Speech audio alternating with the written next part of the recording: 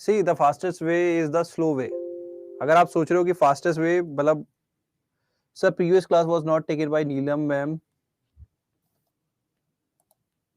From 5 to 6 PM। I think I यार class तो हुई होगी, if I am correct class तो होनी चाहिए थी। ठीक है, नहीं तो मैं एक बार चेक कर लूंगा। आई एम नॉट श्योर कि मैम ने हुआ है लिए कि नहीं लिए क्लास। ठीक है, कोई नहीं, हम अपना बैंकिंग नॉलेज के बारे में आज स्टार्ट करते हैं, बैंकिंग नॉलेज से। ठीक है, तो आज जो हम चैप्टर स्टार्ट करने वाले हैं वो 1 सेकंड यार, ये आवाज किस चीज की आ रही है, need to check.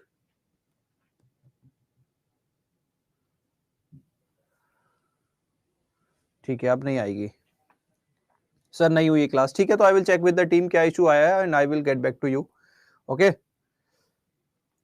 So today we will be starting with banking knowledge. तो बैंकिंग नॉलेज देखो एक ऐसा टॉपिक है जहां से थोड़े से अनप्रिडिक्टेबल टाइप भी क्वेश्चंस आते हैं, बहुत ही ज्यादा ऑपरेशनल एंड से क्वेश्चंस भी आते हैं। तो यहाँ पे अगर हम पूरा वेटेज एक बार डिसाइड कर लेते हैं कि क्या क्या हम पढ़ने वाले हैं और फिर जल्दी से हम इसको आगे कंटिन्यू करेंगे। ठीक है, live on YouTube only first class, वो पहली क्लास ही लाइव ट्यूब रहेगी। 9 बजे से स्टार्ट है क्या? 9 बजे से क्या स्टार्ट है? हमारी क्लास 6 से 7 के बीच में ही रहेगी फिलहाल। ठीक है, और आज की जो फर्स्ट क्लास है सिर्फ वो यूट्यूब पे लाइव रहेगी।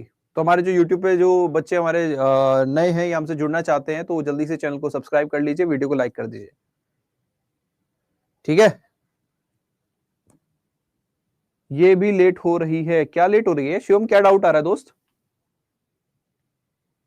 हम लोग आपस में बात कर रहे हैं या मेरे से बात कर रहे हैं? क्योंकि मुझे ऐसी क्वेरी अभी नजर नहीं आ रही कि यस रचित, आवाज आ रही है मेरी? मेरी ऑडियो वीडियो क्लियर है? जरा एक बार कंफर्म करो, ऑडियो वीडियो क्लियर है? So I will proceed with the session.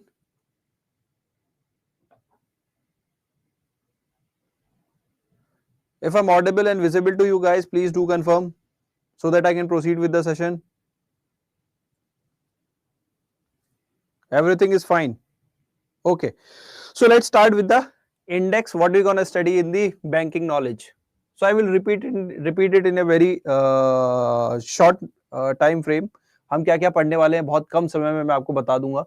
ठीक है, first of all we will be starting with Indian financial system.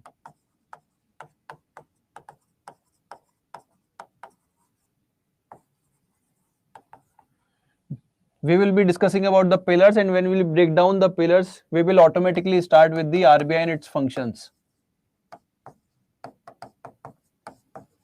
अच्छा एक बात बताओ यार, यहाँ पे majority of the candidates English background से, अगर इंग्लिश समझ में आती है तो फिर मैं सिर्फ इंग्लिश में ही पढ़ाऊं, और अगर हिंदी में आती है तो फिर मैं हिंदी में पढ़ाऊं, इंग्लिश में केवल बीच बीच में कंटेंट, मतलब आप लोग जैसे बताओगे उस हिसाब से चलते हैं। अगर majority of the candidates are from the English background, so I will continue in the English only. क्योंकि दोनों में अगर मैं चलूंगा तो दोनों में तो ना आपको कुछ समझ में आएगा ना मुझे कुछ समझाने में आएगा। फिर तो मैं इस तरह से कि कंटेंट हमारा इंग्लिश रहेगा और जो डिलीवरी रहेगी वो हिंदी रहेगी। जिसको क्लास शो नहीं हो रही है प्लीज एक बार रिकनेक्ट करो, एक बार टाइप कर दीजिए प्लीज। अच्छा इंग्लिश ही चलते हैं, रीज्वाइन। हाँ, दोस्त who are not able to connect please reconnect. जिनकी क्लास नहीं शो हो रही प्लीज रिकनेक्ट। मैं एक बार टाइप कर देता हूं।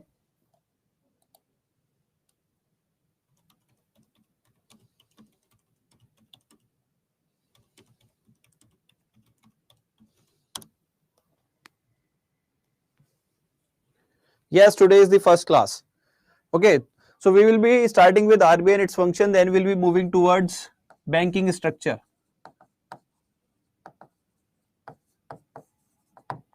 Okay, then we will be starting with, okay, give me a second yaar, I will be reconnecting. Give me a second Rachit.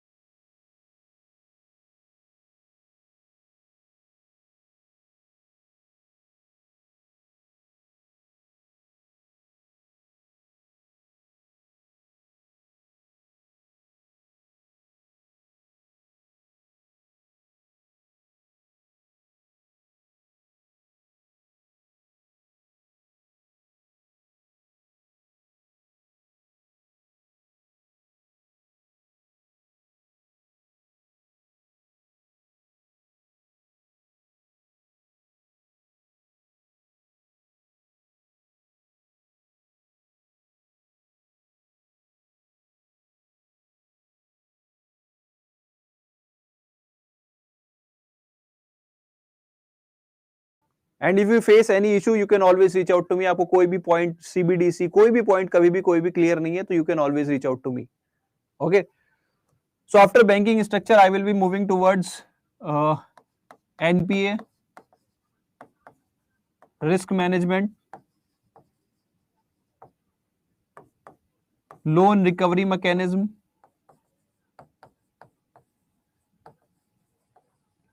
after this we will be moving towards financial markets. In the financial markets we will be covering money market, capital market, equity market, debt market, derivatives, bonds, etc. So everything will be covered. And after this, yeah, in financial market we will be also covering forex market also. Okay, after this we will be moving towards RBI notifications. Yeah, what we can do is that I can provide you the PDF of RBI notifications, and I will start with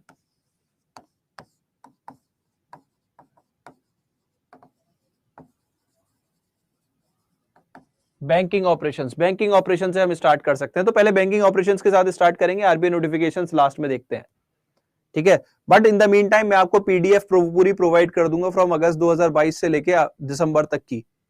बाद में हमें लगता है हम class लगाएंगे तो हम class लगा लेंगे in the month of January before the examination for RBI notifications. Are we clear? Yes और नो? ठीक है।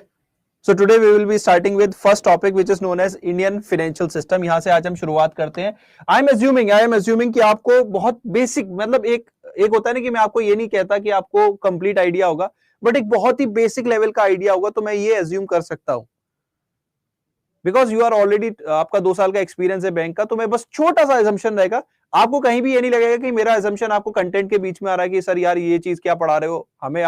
आपको हर चीज एकदम बेसिक से कराई जाएगी, बट फिर भी मैं छोटा सा एजम्पशन रखूंगा for the sake of the pace of the content, कि कंटेंट हम थोड़ा पेस में कवर करेंगे इस वजह से। सुमित दोस्त, तुम कहो तो मैं आज ही शेयर कर दूं, मेरे पास ऑलरेडी अगस्त टू अगस्त 1 साल के तो नोटिफिकेशन पूरे कंपाइल्ड है, मैं खुद ही कंपाइल करता हूं, तो वो मैं आपको दे दूंगा। और ऑलरेडी वीडियोस भी मेरे बनी हुई हैं, तो मैं वीडियोस भी शेयर कर दूंगा, क्यों टेंशन ले रहे हो?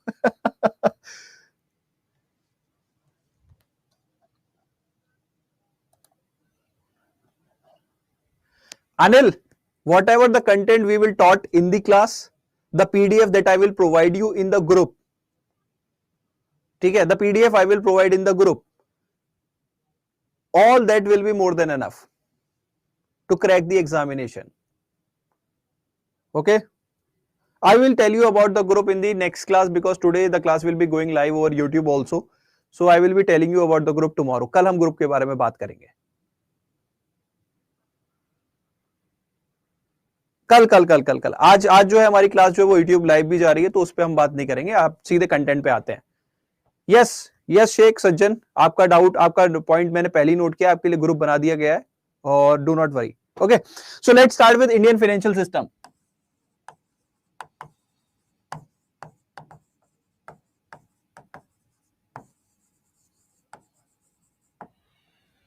Indian financial system is just like a human body. जैसे आपकी बॉडी है, ये एक ह्यूमन बॉडी आप मुझे देख पा रहे हो, एक ह्यूमन बॉडी, ठीक है। इसमें ब्लड होता है, blood is going to every organ of the body, every part of the body, and without the blood my, मतलब कोई भी organ मेरा survive नहीं कर सकता। without the blood none of my organ will survive, even if it is this nail part, if the blood stops coming here the nail will fall apart, yes or no? So similarly in the economy, if there is any sector of the economy where the finance stops, where the money stops, that sector will suffer. इरशाद, अभी एक काम करते हैं, अभी content पे focus करते हैं, group की टेंशन नहीं लेना आपको। कंटेंट अभी देखो, आज तो पहली क्लास है ना, अभी कंटेंट पे फोकस रखो, धीरे धीरे सारी चीजें कवर अप हो जाएंगी, डू नॉट वरी, सारी चीजें कवर हो जाएंगी, आपको कोई भी दिक्कत लेने की जरूरत नहीं है, सारी टेंशन अपने पे छोड़ देना, ठीक है। और मैं ये कोशिश करूंगा कि आरबीआई सर्कुलर्स में आपको पीडीएफ में भले ही प्रोवाइड कर दूं, लेकिन ज्यादा से ज्यादा सर्कुलर्स पीडी जो नोटिफिकेशंस है वो मैं आपको क्लास में करवाऊं, लेकिन पहले मेरा कंटेंट जो स्टैटिक कंटेंट है वो मैं आपको करवाऊंगा। और करंट अफेयर पोर्शन भी जो है, देखिए आपका पेपर का थोड़ा सा वेटेज भी मैं आपको बता ही देता हूं, वापस आते हैं इस पे 2 मिनट। जैसे 40 क्वेश्चंस आते हैं, तो 40 क्वेश्चंस में अगर मैं बात करूं, देखो there would be 10 questions from the current affair part, around 5 to 8 questions would be from the RBI notifications या फिर circulars, not circulars in specific, okay, 5 to, I can say around 5 questions, around 5 to 8 questions would be from static portion of the banking,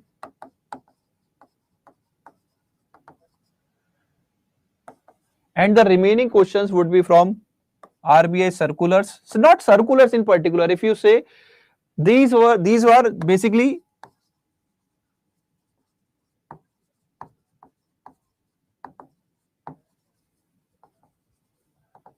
general banking operations, like यार अगर किसी का account खोलना है तो account खोलने के लिए कौन कौन से डॉक्यूमेंट्स लगते हैं, इस तरह के जो क्वेश्चंस होते हैं वो क्वेश्चंस आपके यहाँ पे देखने को मिलते हैं। तो जनरल बैंकिंग ऑपरेशन से related there would be some good questions, 10 to 15 questions can also be asked from the general banking operations. There would be few questions from the schemes, 5 to 6 questions from the schemes that will be covered by different mentors. कोई problem आए तो I will provide my document. अगर आपको कोई और mentor के में problem आ रहा है तो मैं आपको सिंपलीफाइड डॉक्यूमेंट दे दूंगा, जहां पे मुश्किल से 20-25 स्कीम्स आपको करनी होगी, लेकिन वो तब जब आपका डेडिकेटेड मेंटर आपसे आप कंफर्टेबल नहीं है, ठीक है, तो वो मैं आपको यहाँ पे प्रोवाइड करा दूंगा। तो आपको 40 क्वेश्चन का डिस्ट्रीब्यूशन समझ में आ रहा है, लगभग 15 अराउंड क्वेश्चन या 15 से 20 question would be from general banking operation, जिसमें हमारे आरबीआई सर्कुलर्स भी आ जाते हैं और जो जनरल गाइडलाइंस होती हैं, KYC related guidelines, account related guidelines, तो फ्यू गाइडलाइंस रिलेटेड डॉक्यूमेंट्स भी अपने को यहां पे करने पड़ेंगे, ठीक है। And then few questions around 5 to 8 questions would be from the static knowledge, but हमें स्टैटिक इसलिए कवर करना होता है ताकि ओवरऑल जब कल को हमारा इंटरव्यू होगा तो वहां पे हम कई सही आंसर दे पाए, तो इसीलिए वहां पे स्टैटिक बैंकिंग का भी अपने को आइडिया होना चाहिए। उसके अलावा करंट अफेयर्स, आरबीआई नोटिफिकेशन से क्वेश्चंस आते हैं, तो this is the complete distribution. तो are we comfortable with the distribution, हमें कहां कितना एफर्ट्स लगाना है।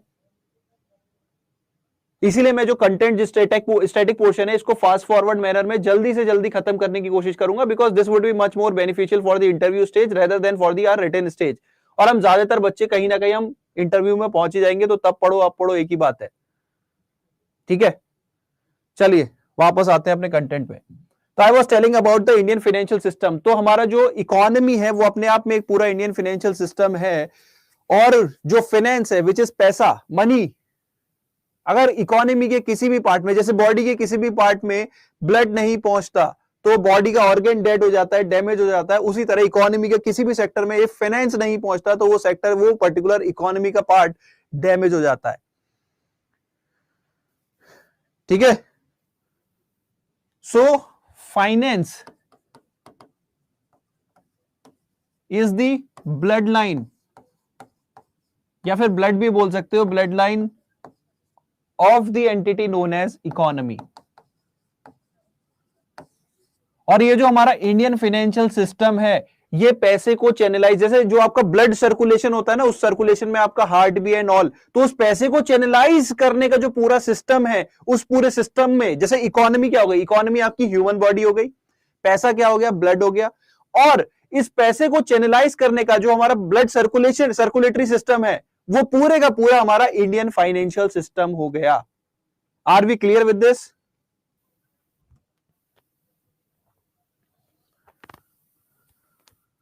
यस और नो?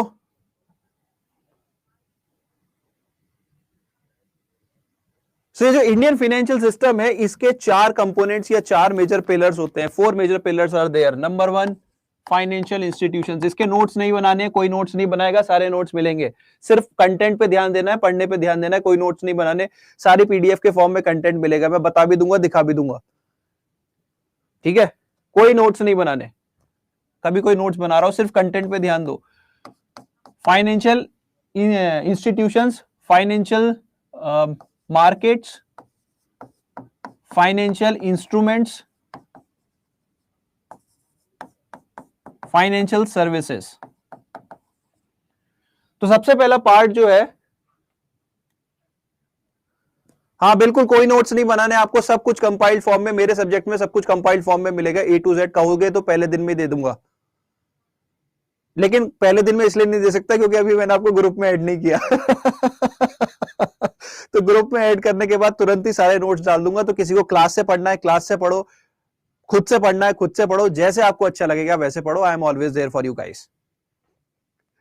ठीक है, तो फाइनेंशियल इंस्टीट्यूशंस की अगर हम बात करें, financial institution is the entity which channelizes funds from one part of the economy to the other part,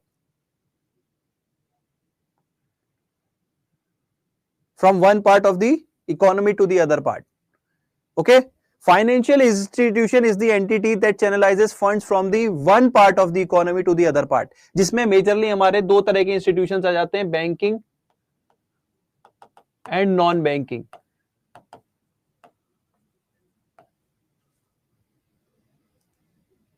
Then financial market, financial market is a place, financial market is a place where there is an exchange of funds takes place, जहां पे funds का exchange होता है। ये वो entity है, ये वो मिडिल मैन है जो पैसे को चैनलाइज करवाता है। कहां पे करवाता है, किस जगह करवाता है? The place is known as financial market. ये पूरा टॉपिक हम पढ़ेंगे, primary market, secondary, money market, capital market. तो ये पूरा टॉपिक है हमारे सिलेबस में, ये हम पढ़ेंगे। इसीलिए मैं आपको कह रहा था, जो मैंने आपको सिलेबस दिखाया था कि ये टॉपिक हमें क्यों पढ़ना है, या ये तो देखो ये पोर्शन हो गया बैंकिंग रिलेटेड, तो बैंकिंग, हम बैंक में काम कर रहे हैं इसलिए हमें आना चाहिए। ये क्यों पढ़ रहे हैं एक्स्ट्रा? ये इसलिए पढ़ रहे हैं क्योंकि it is part of Indian financial system, पूछ सकता है कोई भी, और वैसे भी इसमें बैंक इन्वॉल्व रहते हैं।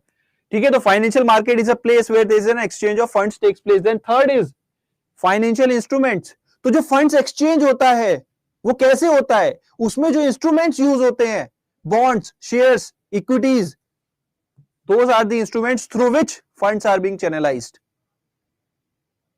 And last, financial services. Financial services, banking is a type of financial services, क्योंकि इस सर्विस के थ्रू फंड्स एक जगह से दूसरी जगह जाते हैं। Pension, insurance, all these are kind of financial services. तो जो हमारा इंडियन फाइनेंशियल सिस्टम है, that comprises of 4 components: financial institutions, financial market, financial place, financial market, financial instruments and financial services. तो हमारा जो सबसे पहला कंपोनेंट है फाइनेंशियल इंस्टीट्यूशन, वहां से स्टार्ट करते हैं। सबसे पहला इंस्टीट्यूशन जो है, सॉरी सबसे पहली एंटिटी जो है, financial institutions.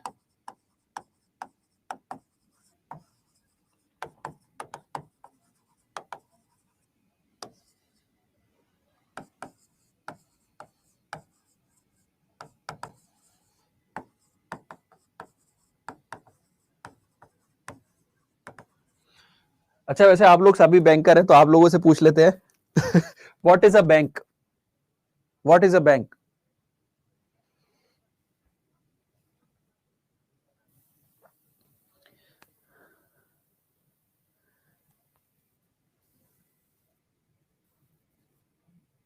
Come on fast guys, what is a bank? Accepting deposits and lending loans. बहुत बढ़िया अनिल, बहुत बढ़िया, बहुत बढ़िया सर, बहुत बढ़िया। Accept deposits, बहुत बढ़िया। Give loans, except deposits.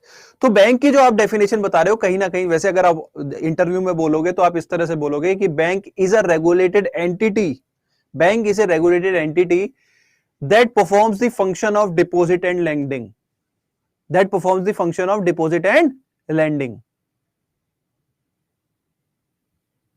ये एक तरह से इंटरव्यू के लिए डेफिनेशन है। Bank is a regulated entity that perform the function of deposit and lending. अगर मैं इसको बोल दूं, bank is an entity that channelizes funds from the surplus part of the economy to the deficit part, तो क्या गलत बोलता हूं क्या? आपने बोला ये एक बैंक है, मेरी ड्राइंग पे मत जाना, ये एक बैंक है जेल की तरह। यहां से आए डिपॉजिट, यहां पे गए लोन्स, तो bank is a licensed entity that performs the function of deposit and lending. और अगर मैं कहता हूं कि bank is an institution that channelizes funds from surplus to the deficit part, तो क्या गलत हो जाएगा क्या?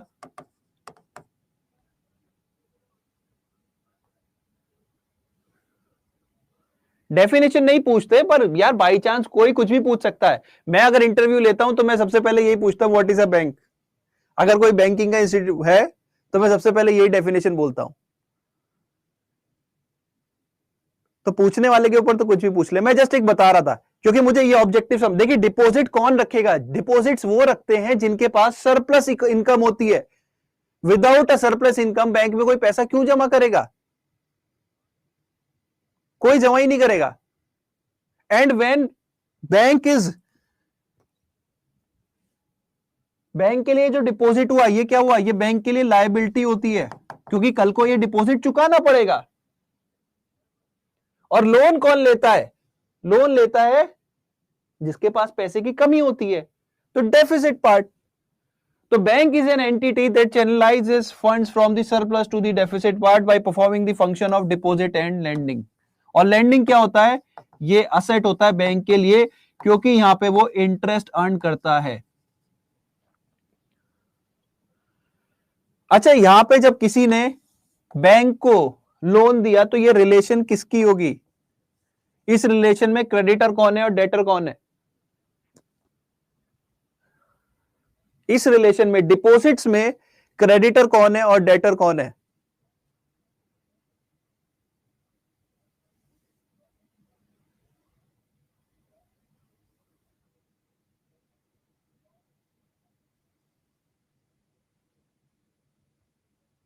शिवम गलत आंसर है। पैसा तो डिपॉजिट्स में, तो पैसा तो किसी बंदे का है ना। ये देखो मुस्कुराता वो बंदा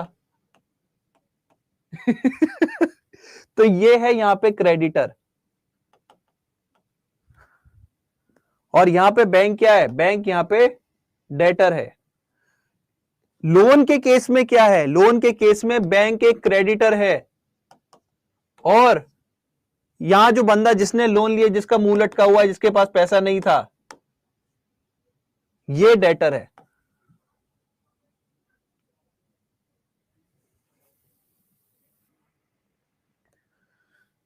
तो बैंकिंग रिलेशन पे भी क्वेश्चन बन सकता है। आज की जो 9 बजे की क्लास है उसमें मैंने क्वेश्चन करवाया है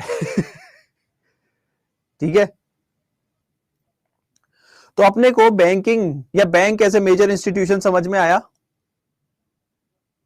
And why we are studying bank? Because it is part of financial institutions and financial institutions are part of Indian financial system. Okay. Next आते हैं बैंकिंग इंस्टीट्यूशंस की। सब बात ही हो रही है तो सबसे पहले हम बात करेंगे रेगुलेटर की। RBI as regulator. अभी तक किसी का कोई डाउट है तो एक बार पूछ लो।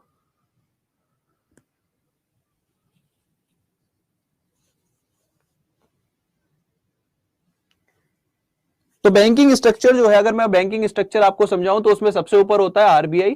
उसके बाद हमारे डिफरेंट टाइप ऑफ बैंक्स आ जाते हैं जो कि हम धीरे धीरे धीरे धीरे सब पढ़ेंगे। तो अभी हम आरबीआई की हिस्ट्री के बारे में बात करते हैं। आरबीआई जो फॉर्म हुआ, कब हुआ, कैसे हुआ, उसके लिए हमें थोड़ी सी बैंकिंग की हिस्ट्री भी जाननी होगी, मनी की हिस्ट्री, मनी का ओरिजिन भी जानना होगा। We also have to understood the history of money. Okay, so you already know that in the ancient days, पुराने समय में, अगर यार मैं हिंदी में बात करूं तो अच्छा लगेगा, इंग्लिश में फील नहीं आती। इंग्लिश में पढ़ाने में मजा आता है लेकिन फिर कंटेंट ही कंटेंट हो जाता है, फील नहीं आती। It's like robotic so ancient days में there was a barter system. I thought you might be heard of this terminology, barter system. आपने barter system के बारे में सुना होगा।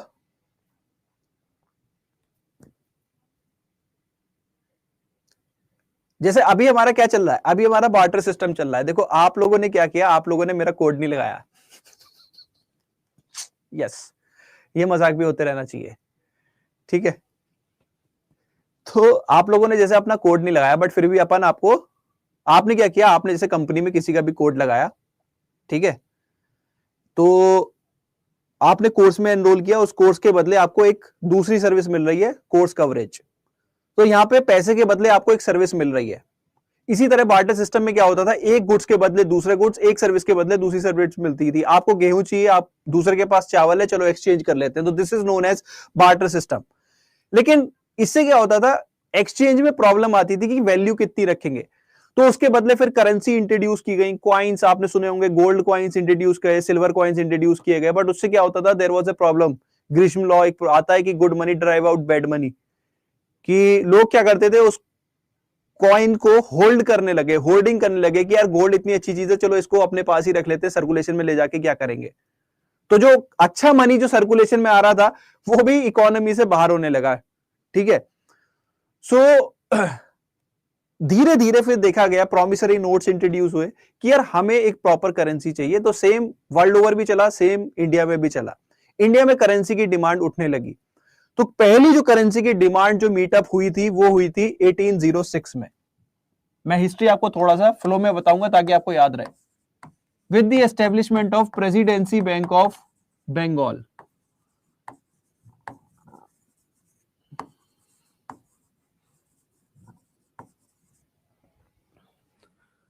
ठीक है, 1806 फर्स्ट प्रेसिडेंट। देखिए तब क्या होता था, ब्रिटिश गवर्नमेंट थी, तो वहां पे जो Indian administration was divided into 3 presidencies, presidency of Bengal, presidency of Bombay, presidency of Madras. So 3 presidency में Indian administration was divided, and in each presidency there was a presidency bank which was established in the respective due course of time. Her presidency में एक bank बनाया गया, वहां पे government की, वहां की प्रेसिडेंसी को सपोर्ट, ट्रांजैक्शन फैसिलिटीज प्रोवाइड करने के लिए, मोर ओवर करेंसीज को प्रोवाइड करने के लिए, करेंसीज को मैनेज में प्रोवाइड करने के लिए। वो बैंक ऑफ कैलकाटा का नाम बाद में बदल के ये हो गया था। ठीक है शिवम, हाँ वो नाम बदल के ये हो गया था, लेकिन ultimately it was Presidency Bank of Bengal, नाम बाद में बदल दिया था। ठीक है, आई नो, वो मुझे डाउट मैं अभी बताने वाला था, फिर मैंने कहा कि चलो रुक जाओ अभी, फिर इतने आपने लिख दिया। हाँ 1809 में नाम बदला था। आप 1806 ही लेंगे, आप 1806 ही लेंगे, उसमें डाउट नहीं रखना है। ठीक है, तो ये जो प्रेसिडेंसी बैंक बना था, ये बेसिकली जो बंगाल प्रेसिडेंसी थी, वहां पे गवर्नमेंट बिजनेस को ट्रांजैक्ट करने के लिए और वहां पे करेंसी को प्रोवाइड करने के लिए ये बैंक बनाया गया था। इसके बाद दूसरा बना 1840 में,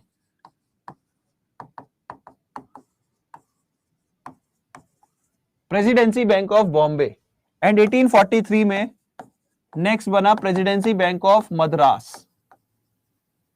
सो तीनों में प्रेसिडेंसी में अपने अपने एक तरह से एक छोटा सा मॉडल टाइप सेंट्रल बैंक बना, मॉडल टाइप, बिकॉज ये क्या करते थे, गवर्नमेंट बिजनेस को भी ट्रांजैक्ट करते थे और करेंसीज प्रिंटिंग का भी फंक्शन इनके अंदर था।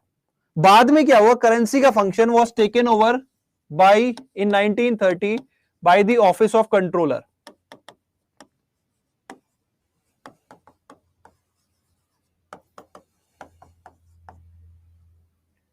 इन तीनों से करेंसी का फंक्शन 1913 में ले लिया गया। किसने? 13 है, 13 देखो 13 में ले लिया किसने? Office of controller in the UK, London. तो करेंसी हमारी बाहर प्रिंट होने लगी।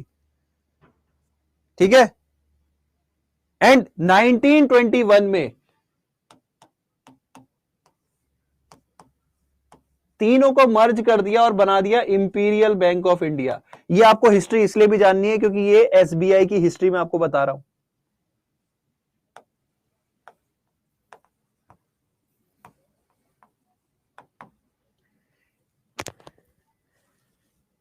एक बार एसबीआई पीओ के इंटरव्यू में मेरे से पूछ लिया था कि एसबीआई कितने बार नेशनलाइज्ड हुआ है।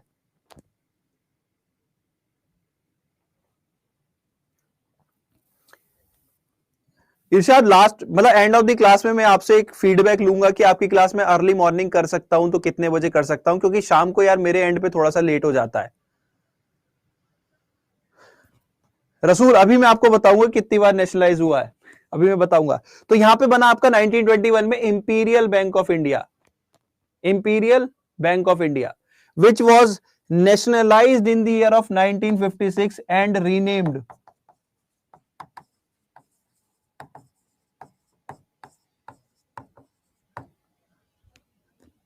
which was nationalized in the year 1956 and renamed as SBI, the modern day State Bank of India. But जब ये नेशनलाइज हुआ था 1956 में, तो इसके प्रोसेस में थोड़ी सी गड़बड़ थी। क्या गड़बड़ थी कि इसका 60% जो शेयर्स थे that were taken over by RBI, not bye the government directly. तो गवर्नमेंट, आरबीआई गवर्नमेंट एजेंसी था, तो गवर्नमेंट एजेंसी ने शेयर्स लिए, मतलब गवर्नमेंट के शेयर्स हो गए, तो नेशनलाइज तो हुआ, लेकिन 60% shares were taken over by the RBI. And in 2008 the entire stake was taken over by the government of India. So in reality SBI was nationalized twice.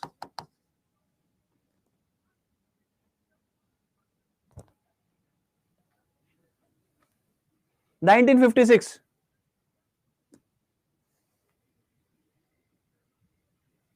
56 यार। तो इस वजह से ये क्वेश्चन मेरे से उन्होंने इंटरव्यू में पूछा था, कभी 2000 कब की बात है यार, 15 या 16 की बात है, कभी उनमें एक पैनल था, पैनल ने मेरे से पूछा था।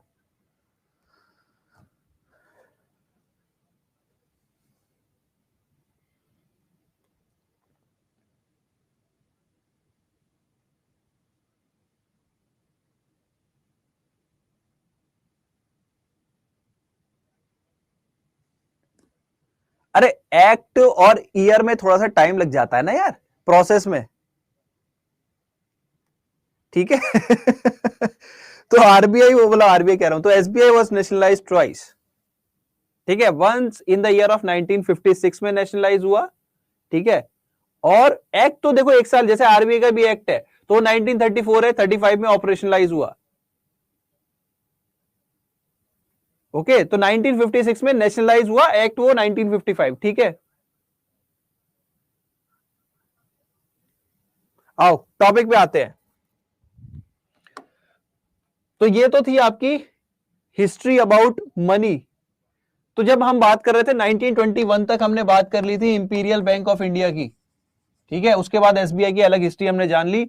तो इसके बाद आपका 1935 में, या मैं थोड़ा सा आरबीआई की हिस्ट्री आपको बताता हूं, रुको। 1921 के बाद अगर आप ये ड्यूरेशन देख रहे हो, तो इस समय आया था ग्रेट डिप्रेशन, वर्ल्ड वॉर 1 खत्म हुई थी और उसके बाद वर्ल्ड ने देखा ग्रेट डिप्रेशन,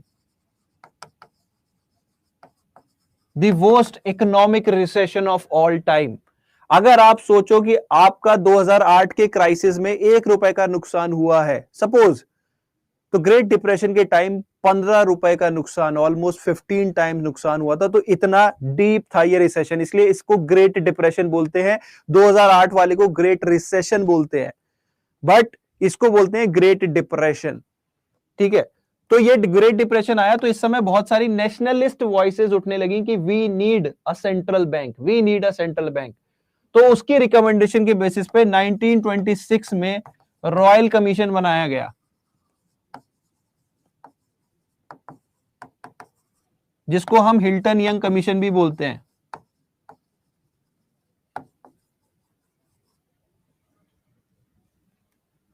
बस इसकी रिकमेंडेशन किसी ने नहीं मानी।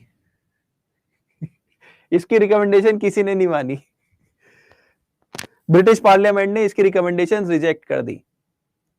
फिर और भी रिक्वायरमेंट्स उठी, डिबेट्स चली, but ultimately in the year of 1933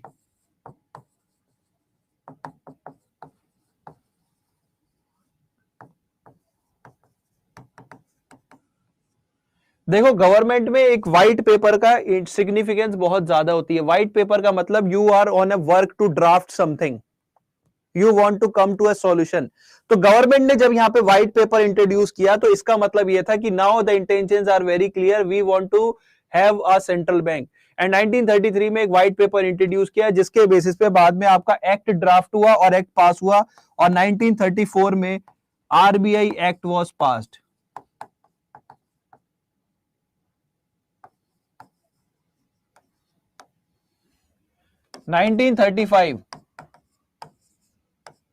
first April 1935 RBI operationalise हो गया।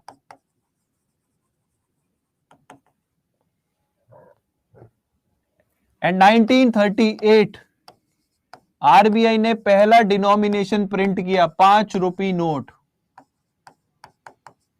तो आपने सिर्फ आरबीआई की हिस्ट्री नहीं देखी, आपने करेंसी का पूरा इवोल्यूशन भी देखा कि करेंसी कैसे कैसे डेवलप हुई, कौन इसके लिए रेस्पॉन्सिबल था।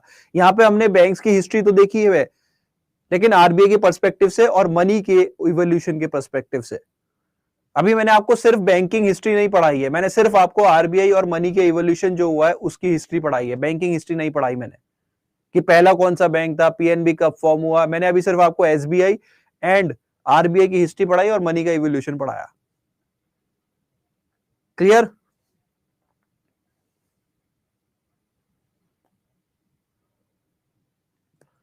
Then 1942 RBI was also acting as the central bank of Burma, modern day Myanmar।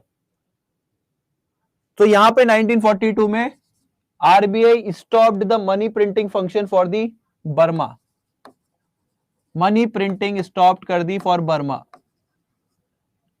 1947 RBI stopped all the functions for Burma, government transactions भी स्टॉप कर दिए। 1948 से लेके 1949, सॉरी गलती हो गई, 1947 से लेके 1948 तक RBI also acted as the central bank for Pakistan.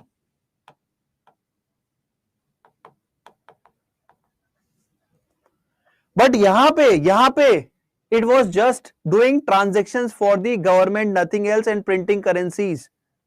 It was not a central bank in real sense. वो पावर उसको कहां से मिली? When RBI got its tooth. तो RBI got its tooth in the year of 1949। This is the landmark year. यहां पे RBI को nationalise किया गया, क्योंकि इससे पहले RBI was a privately owned entity. It was doing government transactions, जैसे आज की डेट में बहुत सारे प्राइवेट बैंक्स भी करते हैं एजेंसी बैंक के तौर पे। तो it was doing government transactions but as a private entity. इसके जो शेयर्स थे 5 लाख शेयर थे, 100 रुपीज ईच। तो इसकी कैपिटल कितनी थी? 5 crore. 5 crore was the total paid up capital which was taken over by the government in the year of 1949। और इसी के साथ साथ एक और मेजर इवेंट हुआ 1949 में, which was the passage of Banking Regulation Act।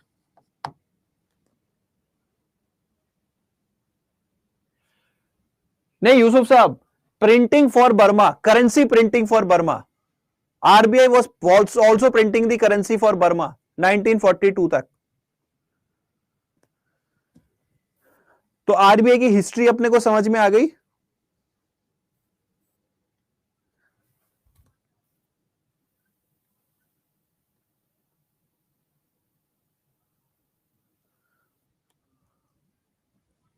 हाँ या ना? टेंशन ना लेना, नोट्स मिलेंगे, नोट्स पूरे मिलेंगे, घबराना नहीं। बस अभी के लिए जो समझाया समझ में आया। मुझे क्या है, शुरुआत में ना ऐसे बिना पीपीटी वगैरह के, मुझे वैसे मजा बिना पीपीटी के आता है, लेकिन फिर क्या होता है धीरे धीरे बच्चे कहने लगते हैं सर पीपीटी से पढ़ाओ।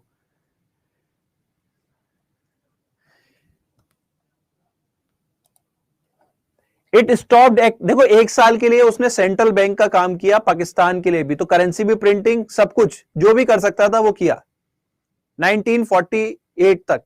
उसके बाद स्टॉप कर दिया ना, गवर्नमेंट बिजनेस उनका, फिर अपना सेंट्रल बैंक बन गया ना। 1947 वाला समझ नहीं आया। 1947 बर्मा वाला क्या हुआ कि बर्मा के लिए करेंसी प्रिंटिंग तो इन्होंने पहले ही स्टॉप कर दी थी, लेकिन गवर्नमेंट के लिए ट्रांजैक्शंस करते थे। सपोज उन्हें कहीं से कोई पेमेंट रिसीव करना है तो आरबीआई रिसीव कर लेता था बर्मा के लिए। लेकिन 1947 के बाद उन्होंने बर्मा के लिए भी स्टॉप कर दिया।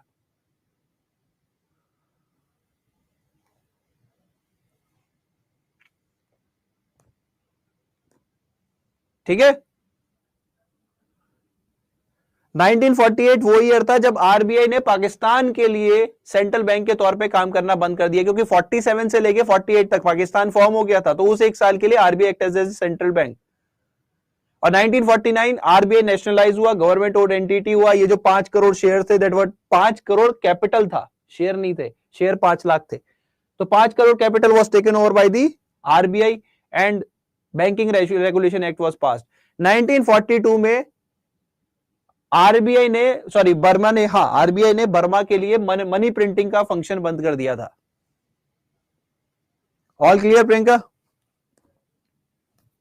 करेंसी प्रिंटिंग, मनी प्रिंटिंग या करेंसी प्रिंटिंग?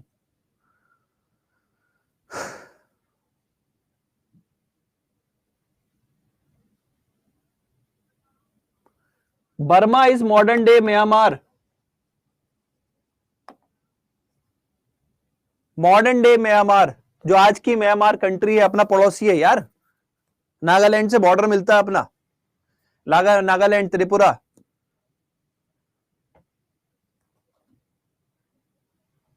तो वो जो म्यांमार कंट्री है उसको पहले बर्मा बोलते थे।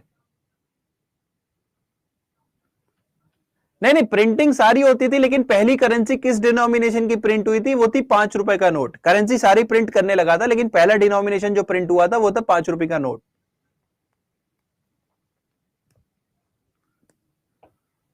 ठीक है, चलिए आगे चलते हैं। So this was the history of RBI. तो आरबीआई की हिस्ट्री जब हम पढ़ रहे हैं तो अब आरबीआई के एडमिनिस्ट्रेटिव स्ट्रक्चर को भी पढ़ते हैं। तो आरबीआई का जो एडमिनिस्ट्रेशन है वो गवर्न किया जाता है by central board of directors. This is a 21 member body, जिसमें चेयरपर्सन इज गवर्नर, एक गवर्नर होता है, 4 डेप्यूटी गवर्नर होते हैं, 4 लोकल बोर्ड मेंबर्स होते हैं, 2 from the ministry of finance होते हैं, 10 are nominated, these are the special person with expertise knowledge in their respective domains, 10 are nominated by the government.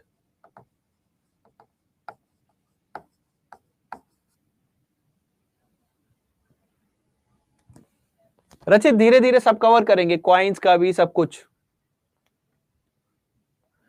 Coins की जो रिस्पॉन्सिबिलिटी है that resides with the government of India under Indian coinage act. RBI is responsible for printing currency notes. RBI is nothing to do with the coins. Coins के बारे में भी अभी हम धीरे धीरे करेंगे बात, टेंशन ना लो, सब करेंगे। ठीक है, तो ये जो सेंट्रल बोर्ड ऑफ डायरेक्टर्स है ये बेसिकली आरबीआई के एडमिनिस्ट्रेशन को रन करता है। लेकिन ये इतने बड़े लोग होते हैं कि डेली बेसिस पे क्वाइन के लिए प्रिंट नहीं, क्वाइन के लिए मिंट वर्ड होता है। और आरबीआई नहीं, आरबीआई एडमिनिस्टर करता है।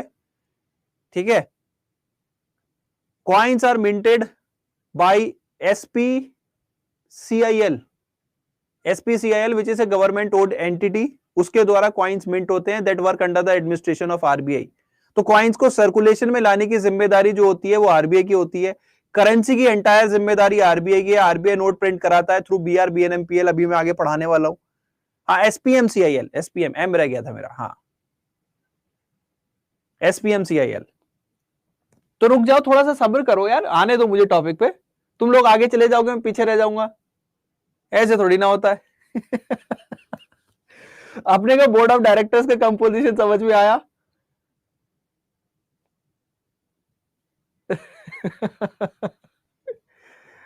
नहीं, मजा आता है, ठीक है, बढ़िया है। इसीलिए तो जल्दी बताओ, अपने को बोर्ड ऑफ डायरेक्टर्स का कंपोजिशन समझ में आया क्या? तो ये जो 21 लोग हैं they are responsible for the administration of the RBI. ठीक है, लेकिन क्या होता है, ये देखो कोई मिनिस्ट्री ऑफ फाइनेंस है, ये भी स्पेशलाइज्ड नॉलेज के द्वारा है, गवर्नर को अपना काम है तो डेली बेसिस पे नहीं मिलते। तो इनके काम को हल्का करने के लिए बहुत सारी कमिटीज बनी हुई हैं, स्मॉलर कमिटीज। ठीक है, तो उनमें से कुछ कमिटीज है जैसे committee of central board, committee of central board, ये एक तरह से बोर्ड ऑफ डायरेक्टर्स का स्मॉल कंपोजिशन होता है। इसमें जो चेयरमैन होता है वो गवर्नर होता है। यार गवर्नर बेसिकली किसी भी कमेटी का अगर मेंबर होगा तो वो चेयरमैन होगा। By the virtue of being a governor वो हर कमेटी का चेयरमैन होगा, या तो उस कमेटी में प्रेजेंट नहीं होगा या वो चेयरमैन होगा। तो ये जो कमेटी होती है ये बोर्ड ऑफ डायरेक्टर्स को असिस्ट करती है उनके काम में। एक तरह से छोटा कंपोजिशन बोल सकते हो इसका। दूसरा, एक मेजर कमेटी होती है बोर्ड फॉर फाइनेंशियल सुपरविजन। इसका चेयरमैन भी आपका गवर्नर होता है और डेप्यूटी गवर्नर वाइस चेयरमैन होता है, and deputy governor in charge of financial supervision is automatically present there. इसके अलावा कुछ और मेंबर्स भी होते हैं। इसी तरह board for payment and settlement system in the country, board for regulation of payment system, payment and settlement system in the country. तो बीपीएसएस ये जो होता है इसमें भी governor and deputy governor.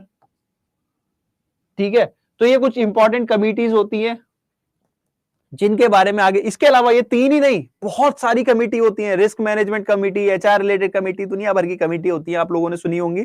Auditing committee, सारी कमेटी नहीं, बस ये 3 कमेटी है, इनके चेयरमैन तीनों का गवर्नर होता है, बस ये पता होना चाहिए। ठीक है, नेक्स्ट आ जाते हैं द सब्साइडरीज। या सब्सिडरीज ऑफ आरबीआई। तो सबसे पहली सब्सिडरी कौन सी है, वो है DICGC, deposit insurance guarantee corporation of India, deposit insurance credit guarantee corporation of India, पहली सब्सिडरी। सब्सिडरी कौन होती है, जो कि आरबीआई ओन्ड है, इनका जो पैसा है वो, उसमें जो पैसा लगाया है वो आरबीआई ने लगाया इनको फॉर्मेशन में, ठीक है। तो डीआईसीजीसी क्या करती है, अभी जो हमने डिपॉजिट्स पढ़ा, ये जो पहली इमेज हमने देखी थी, वो जो स्माइलिंग वाला चेहरा था सरप्लस वाला, जो बैंक्स में पैसा जमा करते हैं उस पे यहां पे ये इंश्योरेंस प्रोवाइड करती है।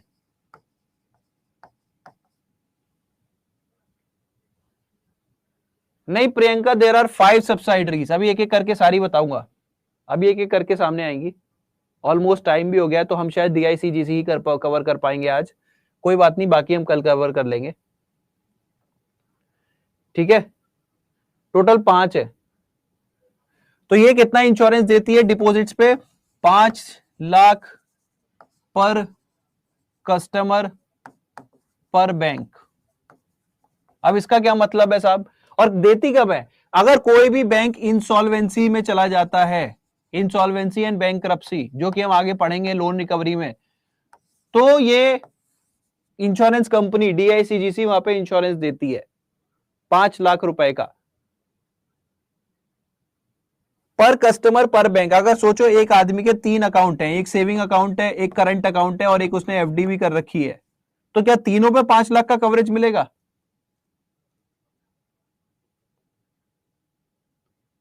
क्या तीनों पे 5 लाख का कवरेज मिलेगा?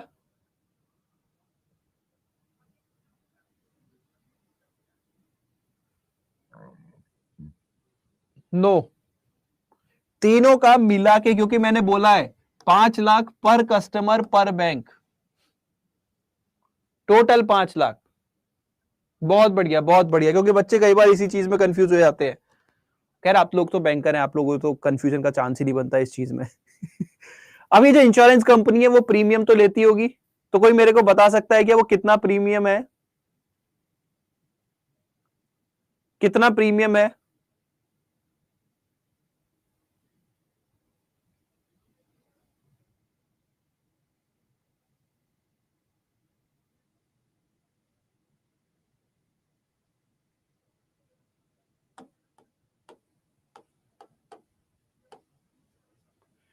टेन पैसा पर 100 रुपी डिपॉजिट पे बैंक पे करता है इंश्योरेंस के लिए डीआईसीजीसी को एज अ प्रीमियम।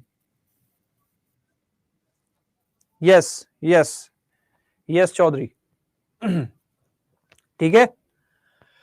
बाकी देखो क्या होता है, एक बैंक का दूसरे बैंक में अगर डिपॉजिट है, फॉरेन गवर्नमेंट का इंडिया में डिपॉजिट है, सेंट्रल गवर्नमेंट का, ये स्टेट गवर्नमेंट के अपने डिपॉजिट्स हैं, ठीक है, एक बैंक का दूसरे बैंक में है, या फिर कोई पर्टिकुलर टाइप ऑफ डिपॉजिट जो डीआईसीजीसी ने मना किया हुआ है, that is exempted from this purview of insurance, तो उन सब पे इंश्योरेंस कवरेज नहीं मिलता।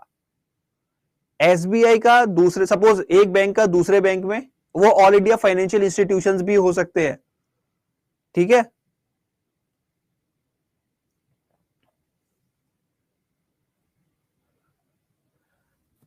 ये ईयरली होता है, इफ आई एम करेक्ट, ये ईयरली होता है, एक बार मेरे को भी चेक करना पड़ेगा, आई थिंक ये ईयरली होता है,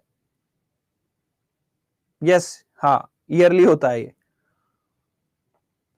तो एक बैंक का दूसरे बैंक में डिपॉजिट, या ऑल इंडिया फाइनेंशियल इंस्टीट्यूशंस का दूसरे बैंक में डिपॉजिट, या कॉर्पोरेट बैंक का किसी भी ऑल इंडिया फाइनेंशियल इंस्टीट्यूशन में डिपॉजिट, कोई भी हो, सेंट्रल गवर्नमेंट का, स्टेट गवर्नमेंट का डिपॉजिट्स इन दी बैंक्स, ठीक है, या किसी फॉरेन गवर्नमेंट का डिपॉजिट्स इन दी बैंक, या फिर कोई भी ऐसा अकाउंट जो कि एग्जम्प्टेड किया है डीआईसीजीसी ने खुद से on the permission with the RBI, तो उन सब पे ये इंश्योरेंस कवरेज नहीं मिलती। और इंश्योरेंस कवरेज कब मिलती है, अगर कोई भी बैंक इंसॉल्वेंसी या बैंकरप्सी में जा रहा होता है। So this is all about DICGC. बाकी की जो 4 सब्सिडरीज हैं वो हम कल पढ़ेंगे, जिसमें सबसे इंपॉर्टेंट आती है BRBNMPL, Bharat reserve bank note मुद्रा प्राइवेट लिमिटेड। तो आज की क्लास में मजा आया? इसी तरह से पढ़ना है या पीपीटी से पढ़ना है, देखो क्लियर बताओ। ऐसी पढ़ना है या पीपीटी से पढ़ना है? पीपीटी तो आपके कोर्स में ऑलरेडी अपलोड हो गई है, आप चेक कर सकते हैं।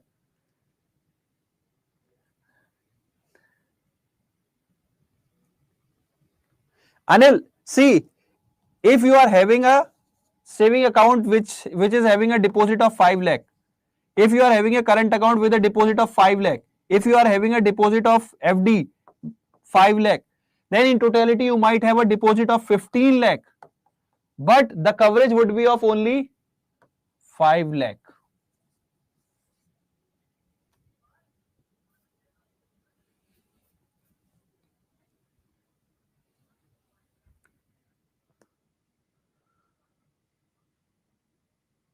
ओके सर, 1913 वाला पॉइंट ये था कि आपका जो करेंसी प्रिंटिंग का फंक्शन जो कि 3 प्रेसिडेंसी बैंक खुद से परफॉर्म कर रहे थे, that was taken over by the office of controller in the British government. तो वो करेंसी प्रिंटिंग जो थी वो लंदन ऑफिस में चली गई थी। ये था 1913 वाला पॉइंट। तो हमने आज क्या पढ़ा है? हमने इंडियन फाइनेंशियल इंस्टीट्यूशन या इंडियन फाइनेंशियल सिस्टम जो है वो स्टार्ट किया था। उसका पहला component financial institutions which are basically the mediator that channelizes funds from the surplus to the deficit part, या पैसे को चैनलाइज करने में ये इंस्टीट्यूशंस हेल्प करते हैं। तो उसमें हमने स्टार्ट किया विद द बैंकिंग सिस्टम, और बैंकिंग में सबसे ऊपर आता है RBI. RBI is the regulator of banking system. तो आरबीआई की हिस्ट्री के साथ हमने स्टार्ट किया, जिसमें हमने आरबीआई की हिस्ट्री जानी और आरबीआई के साथ साथ हमने मनी इवोल्यूशन भी जाना, और एसबीआई की हिस्ट्री भी यहां पे हमने कवर की। तो तीनों चीजें हमारी एक साथ कवर हो गई। ठीक है, उसके बाद हमने आरबीआई का एडमिनिस्ट्रेटिव स्ट्रक्चर समझने की कोशिश की कि आरबीआई को रन करने के लिए या बेसिकली एडमिनिस्ट्रेशन के लिए कौन रिस्पॉन्सिबल है। तो बोर्ड ऑफ डायरेक्टर्स, वहां पे 3 कमिटी होती हैं। उसके अलावा अभी हमने स्टार्ट किया है subsidiaries of RBI which is DICGC. तो अभी हमारी डीआईसीजीसी है वही कवर हुई है। बाकी जो है बाकी जो बची हुई 4 है वो हम कल कवर कर लेंगे। ठीक है, पीडीएफ अभी 2 मिनट में आई थिंक अपलोड मैंने कर दिया था क्लास से पहले ही। अभी जब मैं क्लास क्लोज करूंगा तो इसके बाद आपको दिख जाएगा। जब आप इस क्लास के नीचे प्रैक्टिस वर्कबुक करके देखेंगे, उस पर क्लिक मारेंगे तो वो डाउनलोड भी हो जाती है दोस्तों। तो डाउनलोड भी कर सकते हैं उसको। ठीक है, तो वो अपलोडेड है प्रैक्टिस वर्कबुक के नाम से। और देखो, क्लास पसंद आई है तो 5 स्टार देना मस्ट हो जाता है। ठीक है, 5 स्टार मस्ट हो जाता है। बाकी कोई भी दिक्कत आए तो I am always there, tension नहीं लेनी है किसी भी तरह की। कोई दिक्कत आ रही है और टाइमिंग के रिगार्डिंग देखो एक इशू है, तो मुझे बस 1 हफ्ता आप एडजस्ट कर लो, उसके बाद मैं आपको नई टाइमिंग देने की कोशिश करूंगा। 1 हफ्ता ऐसे ही एडजस्ट कर लो, ये वाला मतलब जो टाइम स्लॉट है। ठीक है, तो आज की क्लास फिर यहीं समाप्त करते हैं। I hope you have enjoyed the session. If you have enjoyed, do give a 5 star. So guys, bye bye, take care, all the best. कल मिलते हैं सेम टाइम। ओके।